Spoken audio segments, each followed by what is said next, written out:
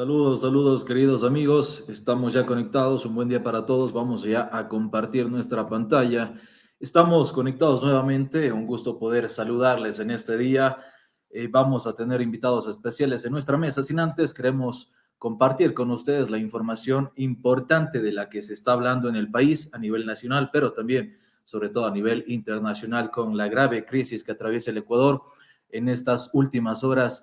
Se han dado varios casos en la provincia de Esmeraldas, en la costa, con el tema penitenciario que todavía el gobierno nacional y las autoridades que están hecho cargo no pueden trabajar en conjunto para tener el control de esto. Sin embargo, se han dado varias reacciones en la parte de las redes sociales, hablamos de Twitter como tal, ya vamos a compartir con ustedes el día de hoy eso y queremos arrancar de inmediato también con los temas, ya que nuestros invitados ya mismo se van a conectar con nosotros. Vamos a conversar con Verónica Abad, quien es el binomio, la vice para la presidencia del Ecuador, en conjunto con el movimiento ADN. Hablamos de el candidato Noboa. Así que vamos a estar ya en minutos. Sin embargo, quiero compartir con ustedes algunos datos importantes que recabamos de las redes sociales y es el tema de la migración, que todavía siguen estos casos.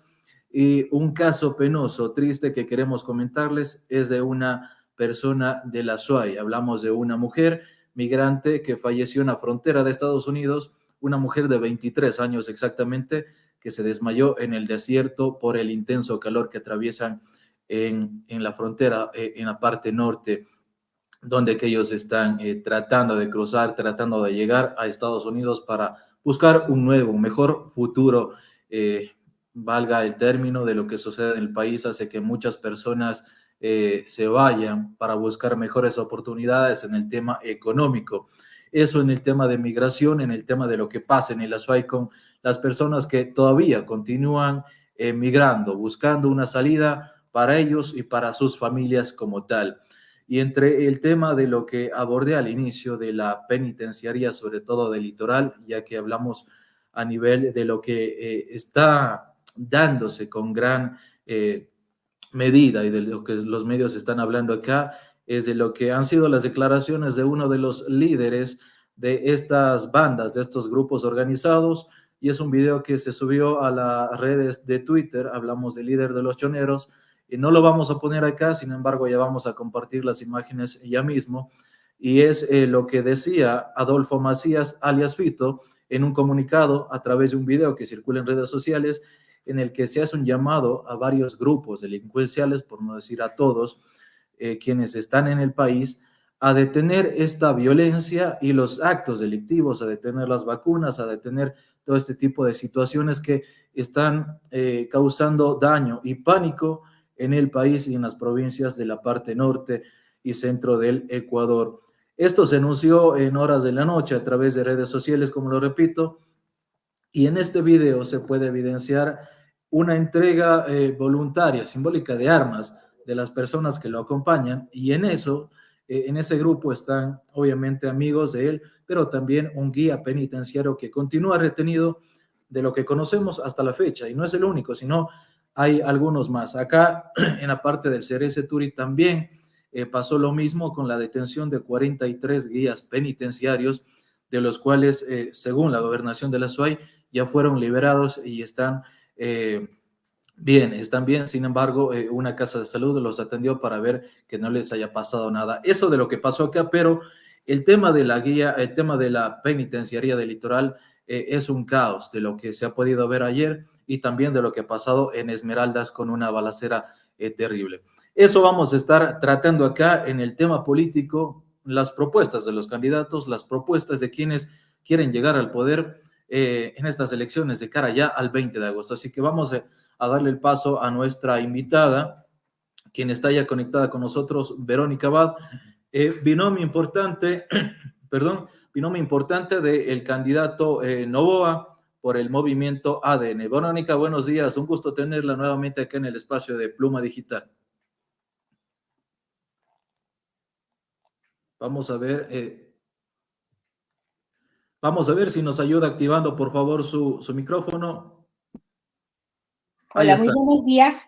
¿Cómo está, Felipe? Un gusto y en realidad muchísimas gracias. Le he estado escuchando con atención. Gracias a Pluma Digital por la oportunidad y el espacio que sin duda alguna es muy importante, sobre todo en este momento tan crítico y oscuro del Ecuador. Quería que la información, la verdad, el hecho de que podamos llegar también con propuestas claras y efectivas en este momento que es tan triste que pasa el Ecuador, es parte también de las personas que queremos, sobre todo, recuperar nuestro país. Arrancando con eso, Verónica, bueno, todos hemos sido parte de los videos que circulan a través de redes y hablamos de estas expresiones de los quienes, más bien, de quienes están liderando la parte organizativa y el Ecuador como tal. Hablamos de los grupos delincuenciales. ¿Qué opina acerca de este video que fue difundido en Twitter? Y hablemos sobre todo el tema de inseguridad que estamos viviendo desde el fin de semana, que ha sido otra vez un caos. Bueno, en realidad, como usted lo acaba de mencionar, son grupos organizados. Resulta ser que nos declaran la guerra a un país que en este momento está desordenado, no tiene justicia, no tiene infraestructura, es decir, nos cogen literalmente con los pantalones abajo, como dice el viejo y antiguo adagio popular. Pero mire, ¿qué es lo que pasa aquí? Sabemos que esto es consecuencia de haber traído un cambio de ley en la constituyente del 2008 y eso es lo que tenemos ahora. Porque no solamente la inseguridad aparece de la nada, no. Esto se teje a través de un componente social muy crítico que es lo que pasa hoy día en el ecuatoriano, la falta de empleo, la desocupación, la falta de oportunidad, la pobreza que en realidad impera en las familias ecuatorianas en este momento, porque ya yo digo, dejemos de hablar de pobreza. El Ecuador, en realidad, hablémonos la verdad, estamos hablando de miseria. Yo vengo en este momento de recorrer el Ecuador completo y eso es lo que se ve en cada una de las provincias que tenemos nosotros, por lo cual nosotros tenemos que hacer algo y accionar. Si hoy hemos declarado muerte cruzada, quiere decir, ecuatorianos, que el sistema político y con nuestros políticos antiguos ya no funcionó, no dio resultado al ecuatoriano. El resultado es este, el caos, la violencia que nosotros tenemos, tan descarada que hoy podemos mirar un video en el cual rinden supuestamente sus armas delante de la ley, delante de la autoridad, humillando a la ley. A este punto hemos llegado en donde los ecuatorianos nos vemos en realidad completamente abandonados de un sistema que debería darnos tres cosas mínimas: seguridad, justicia e infraestructura. Y nada de eso es lo que tenemos en este momento, por lo cual un llamado a los ecuatorianos a que no aceptemos el terror que quieren sembrar en nosotros. El día de ayer en las imágenes en Esmeraldas, en Guayaquil, en el tema del penitenciario que se está viviendo, nos causa terror, sin duda alguna. Pensar que nuestros hijos salen y no pueden regresar es una causa que vivimos los ecuatorianos todos los días. Una provincia de Esmeraldas que a las 3 de la tarde prácticamente, que yo estuve ahí en varios días, se vuelve una ciudad fantasma por el terror que tienen. Y con razón, miren lo que acaba de pasar el día de ayer. Por lo cual tenemos que accionar, no tenemos que temer, ecuatorianos, porque si somos presos del terror, no vamos a avanzar. Y esto es un llamado a las autoridades, un llamado a aquellas personas que están dentro del sistema judicial, dentro del sistema penitenciario. Nosotros tenemos que buscar la paz para el Ecuador, pero eso sin justicia nunca lo vamos a llegar a hacer, estimado Felipe, por lo cual nuestra propuesta con Daniel Noboa a la presidencia es poder restaurar y reformar el sistema judicial y policial. Las reformas al Código Orgánico Integral Penal tienen que ser urgentes y eso es a través de una consulta popular a los 90 días que proponemos, porque esto es ley. No podemos armar a los ciudadanos, no podemos permitir que los ciudadanos hagan su justicia propia por las manos, saltándose, poniendo en riesgo a más gente. Es decir, no podemos considerar el desorden una de las herramientas para poder luchar contra la delincuencia y la violencia totalmente contra un narcoestado que es el que estamos viviendo. Y cuando hablamos de narcoestado estamos hablando ya de cosas serias, porque yo digo, si queremos nosotros endurecer las penas, queremos volver nuevamente a tener jurados independientes para que funcione la justicia, porque si hoy apresamos a los que están poniendo sus armas sobre la mesa, mañana salen cuando el policía, cuando el ciudadano correcto es encarcelado. Es decir, la ley juega en contra de nosotros. Entonces, la fórmula mágica que quisiéramos todos los ecuatorianos en este momento, recuperar la paz. Yo también quisiera como ecuatoriano salir de todo este caos terrible que vive Ecuador, pero créame y decirles con toda la verdad, no existe fórmulas mágicas. Necesitamos actuar y de raíz para que esto pueda desaparecer y nuestros hijos y nuestros nietos en realidad puedan vivir lo que nosotros anhelamos en este momento. Por eso es En este importante. sentido, claro, y en este sentido, Verónica, ¿cuáles serían esos cambios importantes, sobre todo en el tema de inseguridad, para volver a esa tan llamada seguridad que teníamos hace años, pero lamentablemente por el tema organizado y narcodelictivo, estamos viviendo este caos en el país? ¿Cuáles serían esos cambios que ustedes proponen ya, como mencionan, los 90 días en esos temas, y cuáles otros también irían incluidos para aprovechar dicha consulta, como usted lo menciona? Así es, nosotros tenemos un año, 3 meses para hacer este cambio. Tiene que ver con el desarrollo económico, lo que es social. En lo social está la salud y la inseguridad que vivimos ahora, el tema de sectores estratégicos para eliminar la corrupción, porque Ecuador sangra por ese motivo.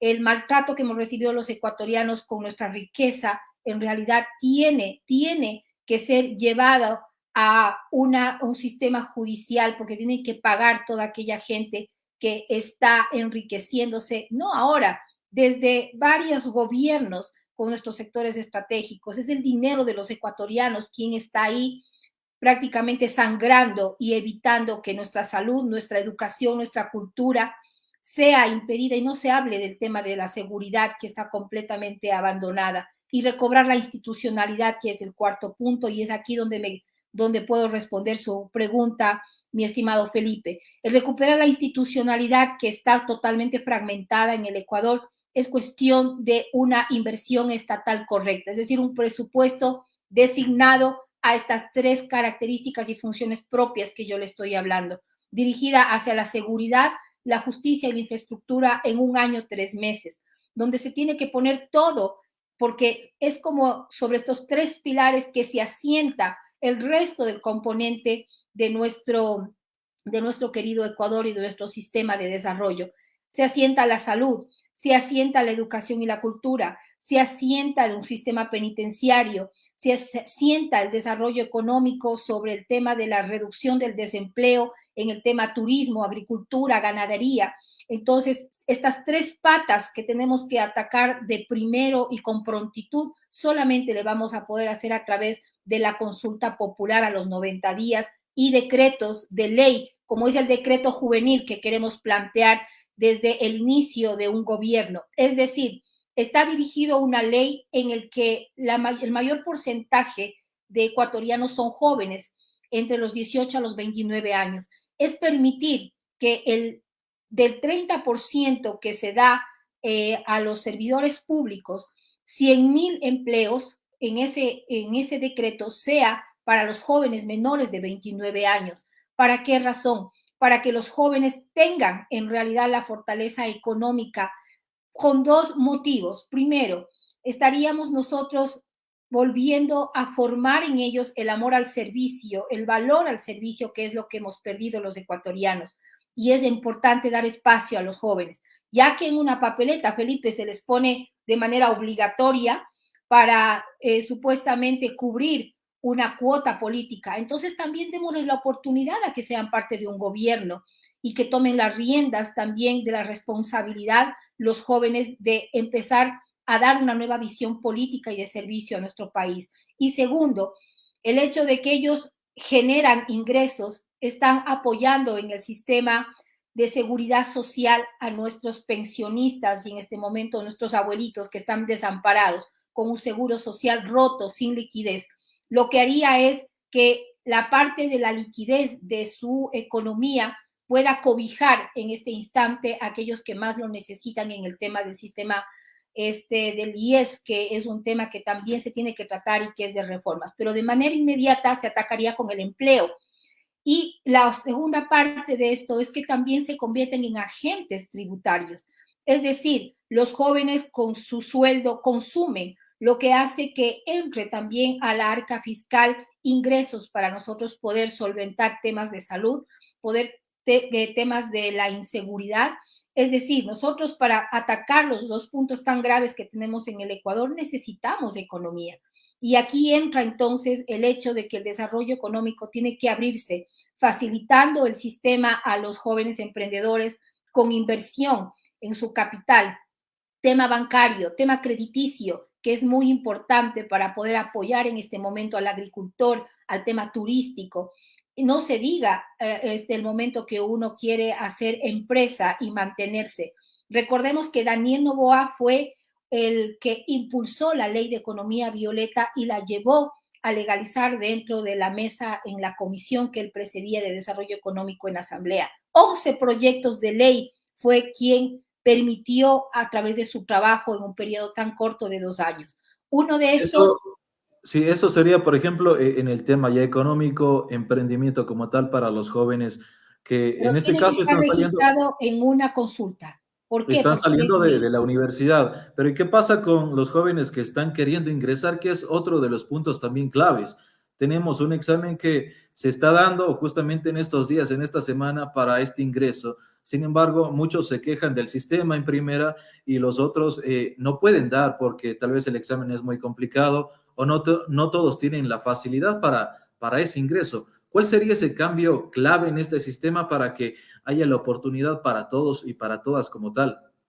Infraestructura. Estamos hablando de cientos de miles de estudiantes, Felipe, ¿sí? Y es el tema, la falta de infraestructura y de inversión estatal que yo vuelvo a replicar, que es recobrar la institucionalidad, es recobrar la confianza de las empresas públicas hacia el ciudadano. Hoy no creemos en educación justamente porque ha dado la espalda a miles, cientos de miles de estudiantes, por lo cual su problema de raíz es la falta de inversión en el tema de la educación y la cultura. No tenemos infraestructura, no tenemos los suficientes maestros que puedan abarcar la cantidad de estudiantes que cada año sale. Estamos ya por dar el nuevo examen. Nuevamente cientos de miles de estudiantes se van a quedar fuera. Pero la pregunta en realidad es ¿por qué? ¿Es acaso solamente por un examen complicado? No, va más allá. No tuviéramos que tomar ningún tipo de examen, sino más el examen para medir cómo está su conocimiento y poder igualar, poder llenar los vacíos que tiene. Eso tiene que ser un examen, pero no un examen condenatorio como han pasado los chicos de los CENESID los últimos 6 años, en 6 a 5 años que ha durado este examen tan tortuoso para nuestros jóvenes, llevándoles a elevadísimos, en realidad, niveles de preocupación y de decepción y de fracaso que prácticamente en la parte psicológica a los alumnos los cree inútiles, cuando es todo lo contrario. Nosotros tenemos jóvenes que con mucho potencial, muchas ideas maravillosas. Yo he trabajado más de 15 años con el tema universitario, enseñándoles y formando ideas de innovación y tecnología para crear empresa. Nosotros los ecuatorianos tenemos una capacidad increíble de generar, hacer y obviamente en la creatividad renovar e innovar ideas. Y eso se necesita el apoyo económico de un tema inversión, que es lo que proponemos Daniel y que yo lo proponía, de hecho, desde la candidatura a la alcaldía de Cuenca. 10 millones Justamente de le iba a dólares. preguntar eso, perdón que le corte. Usted cuando estaba de candidato a alcalde mencionaba que ya tenía viajes importantes y algunos convenios más adelante para poder Correcto, generar eso. ¿Siguen correcto. esos convenios? ¿Habrán ya esos convenios? Están los convenios y le he puesto sobre la mesa al alcalde Zamora, tanto con el tema aeropuerto, tanto con el tema vial, que lo sigo manteniendo y que como Azuaya dentro de la vicepresidencia será lo primero que haga en el tema vial, porque eso es en realidad una humillación para la provincia de la Azuay mantenerla como la mantienen. Y tercero, la cárcel de Turi, que es algo que como cuencana me llevo esa responsabilidad dentro de un gobierno, poderlo ejecutar, porque es posible hacerlo. Y la inversión que nosotros tenemos, 10 millones de dólares se le puso en la mesa al alcalde Zamora para la IDEC, que pueda funcionar como el banco de inversiones extranjera para poder impulsar a los cuencanos y cuencanas en las ideas innovadoras de los emprendimientos o los startups que se llaman en este momento. Si queremos llamar al desarrollo, si queremos hacer competitivo a la SUAY, necesitamos el aeropuerto, sin duda alguna, para impulsar a la exportación nuestros productos, artesanía, cultura, que Cuenca es maravillosa y rica en eso. Espero que pueda recobrar esa visión el alcalde Zamora, porque yo al menos desde el gobierno estaré impulsando a la provincia de la SUAY, cumpliendo aquello que un momento ofrecí, y para que se vea que sí hay políticos decentes en este país que puedan cumplir lo que dicen. Podemos hablar entonces de propuestas claras ahí de un aeropuerto internacional para Cuenca y también de un cambio en esta cárcel que todo el mundo quiere que sea regional y no nacional como la tenemos acá en Correcto. el CPL de Turi. En el tema de esta institucionalidad que usted la llama, ¿qué hacer? Sabemos que tenemos actualmente un vicepresidente que aparece de vez en cuando, casi nunca, para el tema de salud.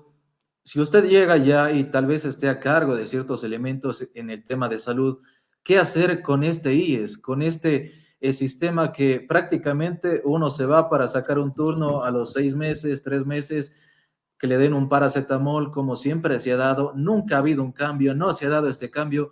¿Va a haber un cambio si ustedes llegan a eso? ¿Y qué hacer con este IES que prácticamente es uno de los dolores de cabeza, al igual que la inseguridad? Así es, totalmente de acuerdo. Tanto así que Daniel conoce completamente cómo se maneja el sistema de salud.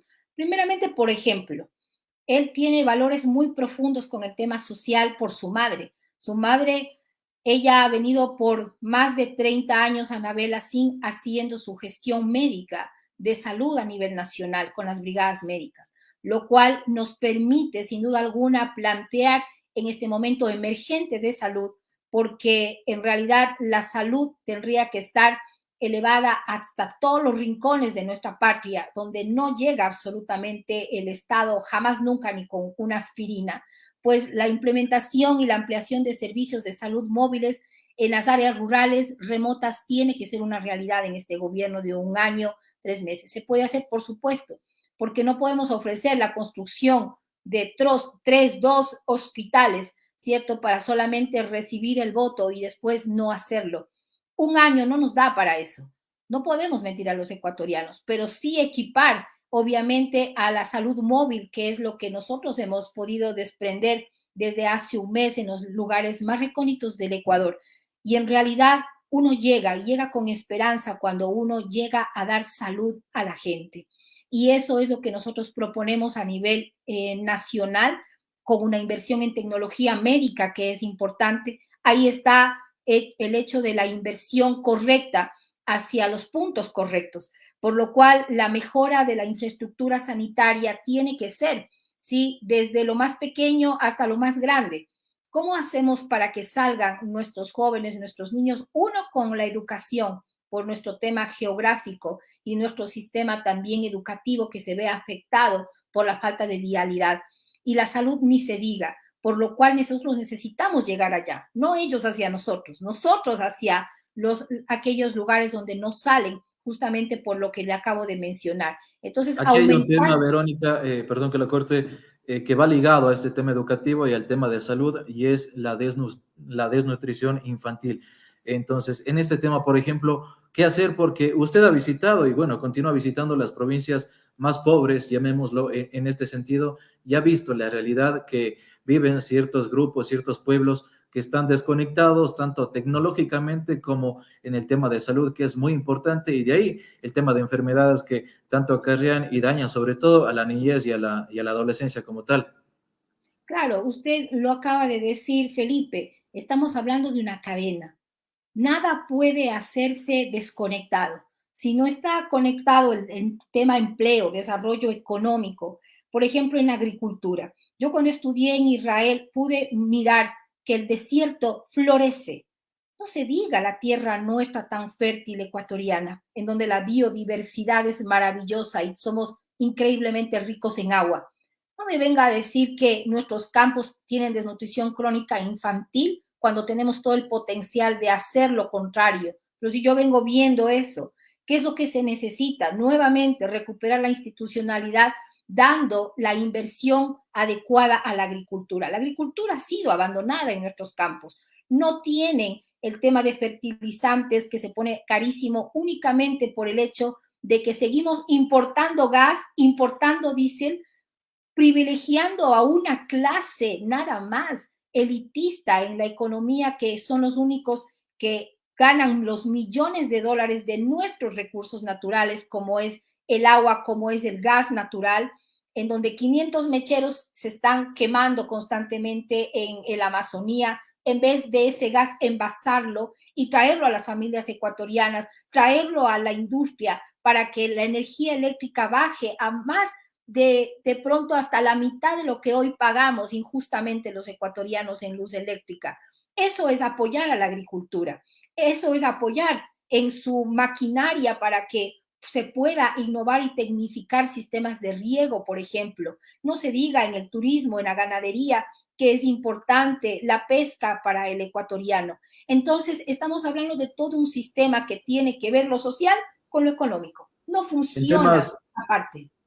en temas de números y en temas de inversión, ¿cuánto le haría falta al país para poder conseguir todo eso? En temas de agricultura, en temas de salud y en temas educativos. ¿De cuántos millones estamos hablando? Bueno, yo le puedo hablar de los millones que perdemos. Imagínese, súmelo a lo que tenemos nosotros en un presupuesto nacional que es de conocimiento público, ¿no es cierto? A esos más de 3.000 millones de dólares que en un presupuesto se pone para, dice que mejorar la salud, dice que mejorar la seguridad, que a la final nosotros no lo vemos, ¿cierto? Fortalecer supuestamente un estado de servicio que más bien lo que vemos es alimentar a un elefante gigante blanco cuando hablamos del tema burocracia, cuando no se sirve realmente a los ciudadanos, nuevamente tocamos institucionalidad.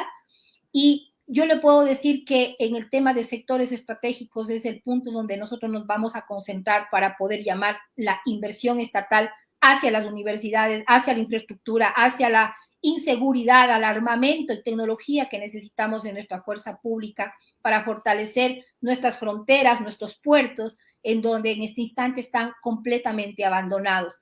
Pero ese sector estratégico es el punto crucial en esto. Nosotros tenemos, el Ecuador es como un niño desnutrido acostado sobre petróleo, sobre oro, sobre cobre, sobre litio, sobre una biodiversidad, sobre agua abundante. ¿Por qué estamos desnutridos? Esa sería la pregunta teniendo tanta riqueza. Bueno, es justamente porque en este sistema estratégico es la canasta de los huevos de oro de aquellos que se montan a cada gobierno, poniendo su gente y manejando todo, primeramente contrato público, compra pública y sobre todo impidiendo que por naturaleza y sentido común, nada más como es el tema gasífero, en donde perdemos 2.200 millones de dólares los ecuatorianos cada año. Imagínese, usted me preguntaba hace un momento el IES. El Estado ecuatoriano tiene una deuda casi de entre 6.300 millones de dólares que debe el Estado a los ecuatorianos con sus aportaciones. Un dinero que no le pertenece al Estado, le pertenece a sus aportantes. Con esta cantidad que apenas perdemos en el gas, sin contar los más de 2.000 empleos que se abrirían ahí, el momento que nosotros podamos bajar el costo de la vida de los ciudadanos haciendo nuestro propio diésel, refinándolo para ponerlo en la industria, para ponerlo a funcionar nuestro sistema hidroeléctrico, que es importante. Entonces nosotros estamos trayendo al Ecuador competitividad, trayendo al Ecuador la esperanza que sí es posible manejar nuestros recursos a pérdida que en este momento está, porque son únicos que se benefician con el círculo, nada más que está arriba a dedo importando algo que nosotros podríamos hacer. Tema fertilizantes, tema urea, tiene que ver con el gas en el momento que nosotros podríamos hacer y elaborar, así fortificando a nuestro agricultor, ¿sí? Haciendo la vida más económica y más sencilla al tecnificar en realidad nuestra agricultura. Y esto es lo que nosotros proponemos fortalecer sin duda alguna al recuperar alrededor entre el tema gasífero, en el tema diésel, podemos recuperar en realidad pero el doble de la cantidad que nosotros estamos debiendo solamente al Seguro Social en el tema Estado. Perfecto. Verónica, esta es una primera parte de la entrevista y estaremos analizando más a detalle el resto de propuestas en los próximos días. Le agradezco por estar acá en el espacio de Pluma Digital. Muchísimas gracias a usted, Felipe, y siempre contenta y al servicio para poder traer, como digo yo, buenas nuevas, porque necesitamos un nuevo Ecuador ecuatoriano. Así que la invitación siempre está atenta, apoyándonos a construir desde la verdad, desde la realidad. Ya no comamos cuentos, no cambiemos lo que funciona por lo que suena bonito. Necesitamos urgentemente rescatar a nuestro Ecuador de la violencia. Estamos decidiendo los próximos 20 años del Ecuador. No es una etapa de transición. Estamos decidiendo el futuro de nuestros hijos y de nuestros nietos, en mi caso como abuelita. Así que muchas gracias por hacer que nuestro ADN en realidad ecuatoriano sea lo que prevalezca en este tiempo tan oscuro. Perfecto. Hoy nos acompañó Verónica Abad, quien es candidata binomio de el candidato Novoa por ADN. Así que gracias a usted, un buen día. Buenos días, muchas gracias. Perfecto, ahí estamos amigos, vamos de inmediato a compartir con nuestro siguiente invitado, más adelante vamos a hacer un análisis de todo esto, ya que queremos comentarles toda la propuesta, toda la parte que se está dando desde esta personalidad, ¿no? Verónica ya ha estado como candidata también a la alcaldía de Cuenca, sin embargo no le fue tan bien en esto, ha decidido lanzarse a este punto, a este puesto más grande, que es el tema de un binomio, de una vicepresidencia del Ecuador. Vamos a compartir en este momento, amigos, con nuestro invitado, que ya está en pantalla. Él es Ricardo Vanegas, ex asambleísta. Le damos la bienvenida y le saludamos desde Cuenca. Ricardo, buenos días. Buenos días, Felipe, gracias por la entrevista. Y saludos Gracias a por todos estar los acá. habitantes de Cuenca y de la SUAY. Gracias por estar acá en el espacio de Pluma Digital. Quisiera arrancar con esta novedad que todos los ecuatorianos atravesamos, y es el tema de inseguridad y sobre todo este mensaje que prácticamente los grupos delictivos han dado a los ecuatorianos como tal y al gobierno, básicamente. ¿Qué opina de esto en este análisis que vamos a hacer acá con usted? En días pasados compartí un video en mis redes sociales donde señalaba que con los delincuentes no se puede negociar y no se pueden sentar en ninguna mesa. Y me refería a una declaración que no está editada y que hizo el señor Arauz. Hoy también en las redes he subido otro comentario respecto a que da la impresión de que los delincuentes son los que le dan paz y seguridad al país. Y con la delincuencia no se puede negociar. Así que yo soy coherente en mis posiciones. Lo dije desde la Asamblea. A la delincuencia solo hay que darle bala y más bala. Y no podemos seguir esperando a que haya un cambio de gobierno, porque la seguridad no tiene, para mí, posición. No es de derecha, de izquierda, de centro. La seguridad es nacional. Y todos debemos contribuir a que exista seguridad. Creo que el mensaje que se ha transmitido desdice la buena intención que puede tener el gobierno nacional en el combate contra la delincuencia. Lo de ayer demuestra además que el gobierno podía desde hace tiempo meter las tanquetas y poner el orden. ¿Quiénes son los que han impedido que estas acciones se puedan hacer efectivas desde el inicio del gobierno de Lazo? Eso es lo que nosotros deberíamos de saber. Pero, dadas las cosas, yo espero que el gobierno nacional reaccione. Y además, he pedido a través de mis redes sociales, como lo hice desde la Asamblea, que se inhiban las señales de Internet y de celulares. El gobierno puede hacerlo. Si eso es cuestión de aplastar un botón y usted deja a las cárceles sin comunicación. Ricardo, pero, o sea, el tema se ha venido hablando desde siempre, digámoslo de esta manera, con el tema de cómo controlar, quitar la señal, quitar todo esto. Pero el punto acá es, ¿por qué no se lo ha hecho? ¿Hay un miedo del gobierno? ¿Qué pasa en ese momento? ¿Qué pasa con el gobierno de Lazo o los gobiernos que han estado para no hacer esto que es, hablemoslo, tan fácil, pero no se lo quiere hacer prácticamente? Nada en la vida es tan fácil. En la vida hay que tomar riesgos, sobre todo cuando usted quiere combatir a los delincuentes. Pero de que se puede hacer, se puede hacer. En las mesas que yo como asambleísta convoqué a los representantes de las empresas de telefonía y al SNAI y a quien maneja la comunicación en el Ecuador, se estableció cómo son los puntos de conexión de los celulares con las cárceles. Y los representantes de estos medios de celulares decían que si se inhibe la señal para las cárceles, habrán 300 o 400 familias alrededor que se van a quedar sin señal. Y yo les dije, es preferible que 300 hasta 500 familias se queden sin señal. Pero eso es una minoría frente a la gran mayoría de ecuatorianos que vivimos en terror. Las órdenes de los secuestros, las matanzas y todo lo demás salen desde las cárceles. Así que se vuelve imprescindible quitarles las señales de los celulares a los señores de PPL. Y eso hay que hacerlo. No se ha hecho, no me corresponde a mí, Felipe, determinar quiénes no lo han hecho. Sí le puedo decir por las investigaciones que yo hice cuando fui asambleísta que había la forma de hacerlo, pero quienes tenían que hacerlo son los del gobierno. Son los del gobierno. En este punto estamos ya prácticamente casi cerrando ya el gobierno, el mal llamado gobierno, como muchos los ecuatorianos lo definen, de Guillermo Lasso.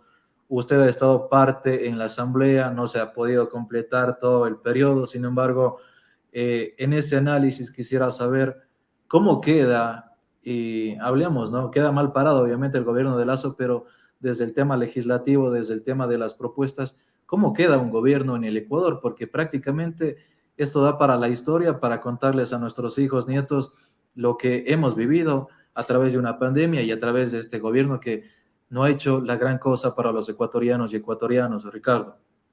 Yo no voy a defender al gobierno, como tampoco defendí la intención que hubo de una mayoría de asambleístas de querer desestabilizar la democracia.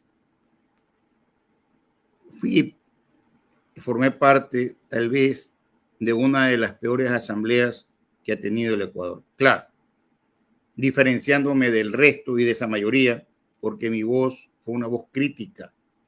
Pero yo sintonizo con lo que la población dice.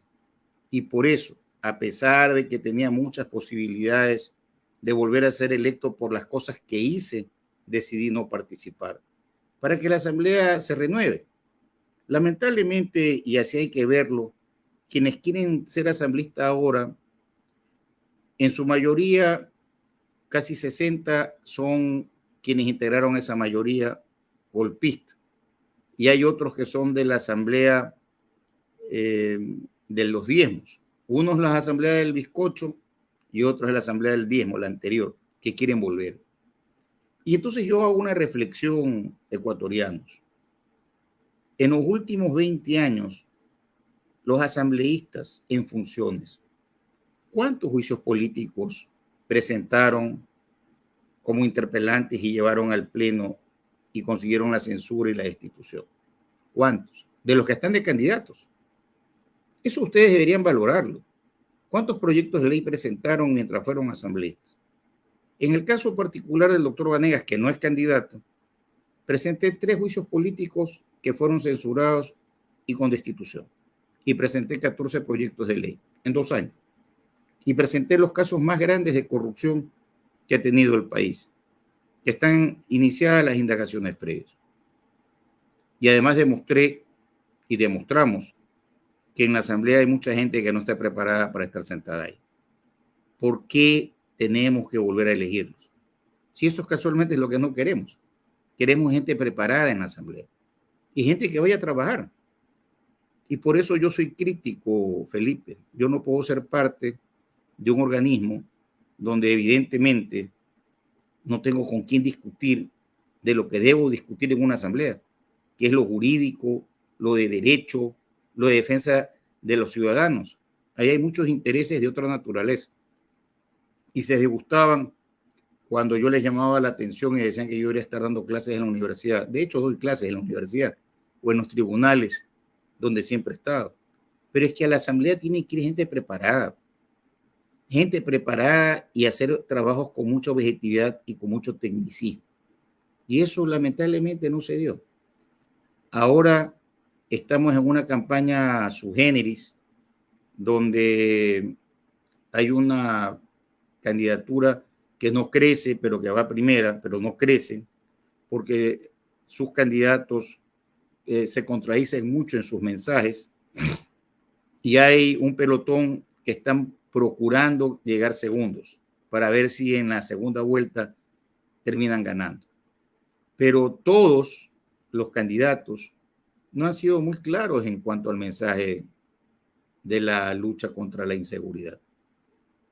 Yo les pregunto a los 8 candidatos, les pregunto, ¿cuándo ustedes van a declarar públicamente que no van a negociar con la delincuencia y que la van a combatir? ¿Cuándo? ¿Cuándo van a hacer eso? Pero de frente, la primera cosa. Y la segunda cosa que yo pienso que deben hacer los candidatos es más coherencia en sus mensajes, porque casualmente cuando cometen errores es cuando ese pelotón que está peleando el segundo lugar comienza a distanciarse de otros que son más coherentes. Y por eso es que hay un 50% de la población que todavía no sabe por quién votar. E históricamente, el número de votos nulos ha sobrepasado lo normal, porque no les creen. Los políticos no dan credibilidad a la población. En este sentido, Ricardo, ¿cree que vuelva el pasado de nuevo a gobernar el Ecuador? La gente está cansada, la gente no sabe por quién votar y como dice usted, tal vez habrá mucho voto nulo, un voto en blanco, como sea, como quiera elegir la gente y sobre todo la población joven también que ahora está un poco más interesada en este tema de quién va a estar a la cabeza del país. ¿Habrá la posibilidad o usted cree que nuevamente la gente quiere elegir el pasado? Hablamos del correísmo, ya que la campaña de ellos obviamente está creciendo, como ya lo ha analizado usted también acá, pero está dándose una pelea. Sin embargo, ¿habrá esa posibilidad? A ver, el correísmo no ha crecido, Felipe. El correísmo tiene una votación que es estática y que usted puede hablar mal de ellos por esa votación, difícilmente va a ser afectada. Ese 30-31% nacional está ahí, no importa quién sea el candidato. Sí perjudica cuando los candidatos, teniendo esa base, no crecen, sino que comienzan en una situación de comenzar a bajar. El mensaje de sentarse a conversar con los 10 más buscados les ha afectado terriblemente. Pero yo no puedo dejar de señalarle al Ecuador cuál es la intención que tienen estos candidatos y por eso lo hice público. Me han atacado como siempre me atacan, pero yo no soy candidato a nada. Estoy preocupado por el Ecuador. Y si usted lo que quiere saber si es que yo pienso que va a haber segunda vuelta, le digo que sí va a haber segunda vuelta. El correísmo no va a lograr pasar de ese 30% y a lo mejor menos, porque este mensaje de los 10 más buscados los ha afectado de verdad. El problema está en los que están peleando el segundo lugar. Ahí hay dos sobre todo que están muy pegados, que no logran todavía despegarse en su totalidad. ¿De quiénes hablamos? ¿Hablamos de Villavicencio y Otto o de quiénes hablamos? Yo a creo través de lo que yo creo por lo que veo que el candidato más consolidado para llegar a la segunda vuelta por una votación que ya tuvo y que representa un centro izquierda es Yacu Pérez. Yo creo que él está mejor, con mejores posibilidades de llegar a la segunda vuelta que Otto y que Fernando. es decir, Yacu Pérez está creciendo. Yacu Pérez nació siempre con una base anterior que ya tenía el 19%. Y recuerde lo que le voy a decir. aquel candidato que tenga los votos del partido político, que es la tercera fuerza política del Ecuador, que no tiene candidato a la presidencia, que es el Pachacuti, es el candidato que más posibilidades tiene de llegar a la segunda vuelta. Porque los otros candidatos son de centro derecha o de derecha y se están dividiéndose entre 3 o 4.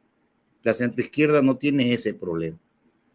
Yo pienso que Yacu Pérez, si logra fortalecer su presencia en la costa, en Guayas, en Manabí, en Los Ríos, en Esmeraldas, pero sobre todo en Guayas y en Santo Domingo de los Colorados, pienso que Yacu Pérez puede llegar a la segunda vuelta con más facilidad que los otros. Los otros están armando un electorado que no han tenido. Y eso es complicado porque las estructuras se tienen que formar y no se forman pues en una campaña tan corta. Luego también tienen el problema del conocimiento. Pienso que los demás candidatos están participando, pero no les veo solidez en su participación. Es lo que veo y se lo digo como ciudadano. Yo soy de ese 50% que todavía no hemos tomado una decisión por quién votar y lo estamos analizando. A nosotros nos interesa mucho el mensaje de cómo se va a combatir la seguridad. Falta mucho para, bueno, más bien falta poco para el tema de los debates presidenciales como tal que se van a organizar. Eso también debe ser un punto clave para que la gente ya tenga un poquito más en mente por quién dar ese voto el 20 de agosto, porque eso va a ser a nivel nacional y tal vez los candidatos ahora están de provincia en provincia, pero no llega el mensaje a todos, como bien menciona usted. Entonces, tal vez ese debate ponga en juego y en evidencia, sobre todo en estos temas que estamos atravesando, que la gente quiere paz, quiere seguridad, quiere salud, quiere todo esto que no se ha conseguido en estos 2 años con el gobierno de Lasso. Mire, los debates históricamente no han decidido mayor cosa. Tenga usted la certeza que aquellos que cometan menos errores en los mensajes que den en lo que queda hasta la primera vuelta, tienen más posibilidades de llegar. Pero si un candidato dice que se va a sentar con los 10 más buscados, ya es un error del tamaño de una montaña. Ese pierde voto. Pero si otro candidato dice alguna otra tontería, ¿verdad? Ese candidato, me refiero a los dos que están peleando, corren el riesgo de desplazarse a un tercer lugar. Por eso hay que ser muy coherentes y muy prudentes en las cosas que se dicen. Uno no puede contradecirse cuando es candidato a la presidencia de la República o a la Asamblea. No puede contradecirse. La población está observando y yo discrepo con usted. Los habitantes que van de 16 años a 34 son el electorado que va a decidir quién llega a la segunda vuelta. Los millennials y parte de los centennials son los que van a decidir. Son muy críticos los jóvenes y no creen mucho en los cuentos, ven las cosas que realmente interesan y que les interesan a ellos como población. Nosotros estamos viendo, estamos observando y enviamos mensajes que son coherentes. Si usted, Felipe, revisa las intervenciones de casi todos los candidatos a la presidencia esta semana, todos han recogido el video que yo subí. Unos para atacar y otros para defenderse. Hay que sintonizar con lo que la población quiere. Y eso deberían tener los candidatos y sus equipos. Y parece que no, que necesitan a veces ayuditas de ciudadanos que sin ser candidatos sí sintonizamos con lo que la población quiere. En este sentido, bueno, también hablando del tema electoral, se confía, y bueno, tocando el tema de Yacu Pérez, ¿no? Con lo que pasó en las elecciones anteriores, se confía en este CNE, en este Consejo Nacional Electoral, para el tema de los votos, que sean claros, que haya una transparencia. ¿Cree usted que esto se va a manejar de la manera como ellos están hablando y están diciéndole a la población, o habrá también algún chanchullo, alguna cosa por ahí debajo de la mesa? Porque puede darse, ¿no? Todo puede darse. Sin embargo, el control electoral es fundamental en un proceso como el que va a pasar el 20 de agosto. si la distancia es lo suficientemente grande entre el segundo y el tercero, no hay que preocuparse. Si la distancia es muy pequeña, 1%, podría haber una alteración. Pero yo le aseguro que en las últimas 2 semanas, o a lo mejor en la última semana, va a operar lo que se conoce como el voto útil. Es decir, que las personas van a finalmente a votar por aquel menos malo, aquel que tienen la certeza que puede ser el segundo. Y ese va a lograr captar una votación muy importante.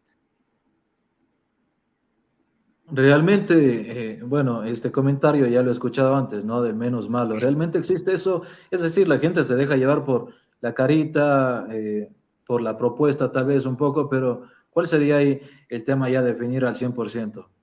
El menos malo, el que robe menos, tal vez. No, ¿Cómo le definimos ahí? no. De todos los 7 candidatos restantes, cuando yo me refiero al menos malo, es el que más posibilidades tiene de ganar en la segunda vuelta. A eso me refiero yo. Yo no me refiero que van ellos a hacer negocios, porque eso ni usted ni yo somos pitonizos, no sabemos. Pero alguien tiene que llegar a la segunda vuelta. Entonces, ¿quién tiene más posibilidades llegando a la segunda vuelta de ganar las elecciones? Es lo que la gente finalmente va a votar. Y prácticamente ahí se definiría todo y ahí sí la gente ya daría el voto, digámoslo, de manera coherente. Por eso Ricardo, en el tema de... es el voto útil. Claro. Es el voto útil. O sea, a ver, este es el que más posibilidades tiene. Es el que ha sido más coherente en la campaña, es el que ha cometido menos errores, es el que tiene más posibilidad. Y ese es el que seguramente va a pasar a la segunda vuelta. Si usted me pregunta a mí hoy quién está en la segunda vuelta, yo le voy a decir que Yacu Pérez, porque las encuestas no reflejan lo que sucede en los sectores rurales, ni tampoco reflejan lo que sucede en los sectores más pobres. Y ahí es donde Yacu tiene una fortaleza. Además de que él ha logrado, para mi concepto, llegar mucho a la juventud y a los sectores ambientalistas y a una clase media moderada en cuanto a la izquierda. Entonces, es un mensaje que se ha irradiado. Fíjese usted que es un candidato que no ha entrado en polémicas ni en enfrentamientos. El país no quiere una guerra entre los políticos, quiere una persona que vaya a resolver los problemas. Ricardo, en este punto, y también es algo interesante porque esto es parte de lo que se va a cumplir el periodo que falta de Lazo. Sin embargo, se vienen elecciones ya en 2 años, bueno, año y medio prácticamente después. ¿Qué va a pasar con los candidatos que han salido y que son varios, ¿no? Hablamos de caras nuevas como el candidato Novoa, bueno, el candidato Otto también que quiere lanzarse ya a una presidencia, entre otros que están ahí, pero prácticamente no hacen la gran cosa. Esta campaña que están haciendo va a servir, va a ser útil para ya lanzarse nuevamente más adelante, ya de forma oficial y digámoslo de forma más madura para el tema de una candidatura como tal, porque ahorita están circulando, pero como repito, no están haciendo la gran cosa, ¿no? A diferencia de los otros candidatos que tal vez ya han estado en política mucho más tiempo y saben cómo llegar y saben cómo van a trabajar si es que llegan. El año 2025 van a haber nuevos actores, Felipe. Habrán algunos ciudadanos que no hemos participado en este proceso, pero que seguramente estaremos en la papeleta del 2025. Y quiero recordarle además que de los candidatos que hay, de los 8 candidatos, 6 son prestados, no pertenecen a sus partidos políticos. Así que seguramente esos partidos políticos de alquiler,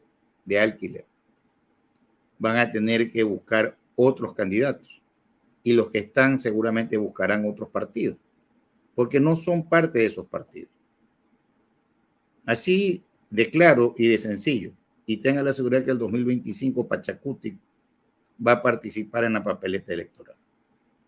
Y en este sentido, para no quedarnos con la duda, ¿usted irá en el 25 para la asamblea o qué le llama la atención ya? ¿Qué le va a llamar la atención en el 2025? Yo soy parte de Pachacuti moderado. Tengo mis detractores con un Pachacuti más radical, pero me considero parte de Pachacutic y como lo dije antes, lo digo ahora y lo voy a decir después, dependeré de lo que Pachacutic tenga la gentileza de pedirme que haga. Yo no actúo de una manera incoherente en mi vida y no lo voy a hacer ya a esta edad. Perfecto. En la parte final, Ricardo, ¿cuál es el mensaje de lo personal que usted da a los ecuatorianos para pensar bien en este voto, en estas elecciones, no solo por el tema del candidato a presidente, sino también por los candidatos asambleístas? Como ya lo dijo usted, necesitamos gente preparada en la asamblea para poder hacer un trabajo coherente, conciso y rápido, sobre todo para evitar tanta pelea, tanta discrepancia que hay ahí. Entonces, ¿cuál sería ese mensaje para este 20 de agosto que estamos ya muy cerca? Yo invitaría a todos los ciudadanos que van a votar a nivel nacional y en las provincias a que reflexionen. Fíjense ustedes, aquellos asambleístas que quieren ser reelectos, vean lo que hicieron, cuántos proyectos le presentaron, cuántos juicios políticos impulsaron. Y si no hicieron nada, yo los invito a que voten por cualquier otro candidato de cualquier otro partido, porque la renovación en la política es necesaria. Es necesaria. Y un gobierno no puede gobernar si hay una asamblea que todo le parece mal. Eso no es bueno para la democracia. Así que yo sí creo firmemente en que la gente preparada y gente nueva debe estar en la asamblea. Porque si no, vamos a pasar de la asamblea del bizcocho, de la asamblea de los diezmos, a vea usted saber qué otra asamblea vendrá. Y eso desprestigia a la institución. Debo también recordarle que 3 o 4 asambleístas que estuvimos en la última asamblea somos golondrinas, pero la golondrina no hace verano. Necesitamos más gente preparada en la asamblea. De esa manera trasciende el mensaje que tiene que primar en el Ecuador. Finalmente, independientemente del candidato que llegue a la presidencia como tal, ya sea Yacu, ya sea el pasado, quien sea, ¿cree usted que van a poder hacer ese trabajo que tanto necesita el país, los ecuatorianos, en año y medio? ¿Va a ser posible aquello? Todo depende de que el gobierno escoja bien a sus ministros y que el presidente que se elija no tenga ese famoso círculo rosa que siempre te cuenta que el país está bien y que tú eres el más querido, cuando la realidad es otra. Una buena acción como la de entrar con tanquetas a las cárceles se pudo haber hecho desde el principio en este gobierno. Pero esa buena acción se distorsiona cuando aparece un delincuente y dice que él es el que da la paz. Entonces, imagínese usted quién gobierna la seguridad en el Ecuador. Y por eso yo fui el primero desde la asamblea que dije, con la delincuencia no se negocia. Bala y más bala. Y me mantengo. Eso es lo que hay que hacer. Y el gobierno que venga tiene que ser coherente en esa lucha. Porque si no, seguirán muriendo muchos ciudadanos inocentes. Inocentes. Y eso no puede ser. Eso no puede ser en una democracia. No se puede legitimar el crimen. Ese mensaje, reitero, es totalmente equivocado y perjudica la buena acción que puede haber tenido el gobierno de Lazo. Perfecto, Ricardo, le agradezco por estar acá en el espacio de Pluma Digital. Estamos conectados desde Cuenca, informando a toda la ciudadanía, también a la gente que nos sigue en la parte norte del país, y es importante dar a conocer estos mensajes y este análisis que lo hemos hecho con usted sobre lo que está viviendo el país y sobre lo que es esta coyuntura política que prácticamente va a seguir en juego hasta el 20 de agosto y a ver qué pasa más adelante. Estaremos igual conversando con usted y un buen día. Le agradezco mucho por estar acá. Cuídense mucho. Gracias, hasta luego. Perfecto, estuvimos, queridos amigos, conversando con Ricardo Vanegas, quien fue parte de la Asamblea Nacional por Pachacutic, y bueno, ahora ya no está liderando nada en este momento para llegar nuevamente a la Asamblea. Sin embargo, se espera que en el 2025 pueda llegar a la Asamblea o a otro puesto de acuerdo a lo que se juegue, ¿no? De acuerdo a lo que hablen dentro de su movimiento. Un análisis bastante importante de lo que hemos dicho acá en el tema de inseguridad, en el tema de los candidatos, binomios que se tienen. Hablamos con Verónica Abad hace unos minutos nada más para saber cuál es la propuesta de este movimiento ADN y de lo que le depara al Ecuador. Se hablan de inversiones, de convenios, de lo que se puede trabajar en año y medio, un poco más, un poco menos, si es que ellos llegan al poder. También analizamos con Ricardo Vanegas la situación política que se atraviesa y obviamente él ha dicho, y como es parte de Pachacutic, que tal vez el candidato Yacu Pérez llega a esta segunda vuelta, está en la pelea con el candidato y con el oficialismo. Hablamos del correísmo. No sé qué le depara al Ecuador el 20 de agosto, pero sí sabemos que le depara un análisis bastante previo para que la gente haga bien su voto.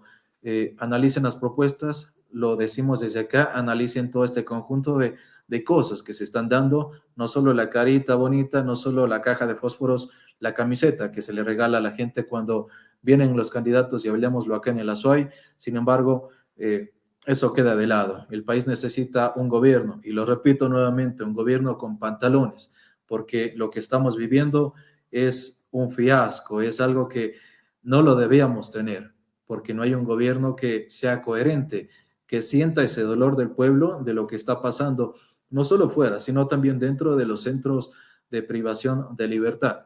Esperemos que la situación varíe, cambie en estos días y que el control tan anhelado por parte de las autoridades, de los miembros de las Fuerzas Armadas, de la Policía Nacional, puedan tener y controlar el orden en los centros carcelarios del país. Vamos a estar compartiendo más información y también las partes más importantes de estas entrevistas a través de nuestras redes, así que les invitamos. El reprise de esta entrevista lo pueden ver en el canal de YouTube, así que vayan, suscríbanse, que estamos como @plumadigital.es. Un buen día para todos, yo soy Felipe Bambar y estaremos el día de mañana analizando más la política del país y también con nuevos candidatos asambleístas por parte de la SUAY. Así que un buen día para todos, cuídense y saludos desde Cuenca, Ecuador.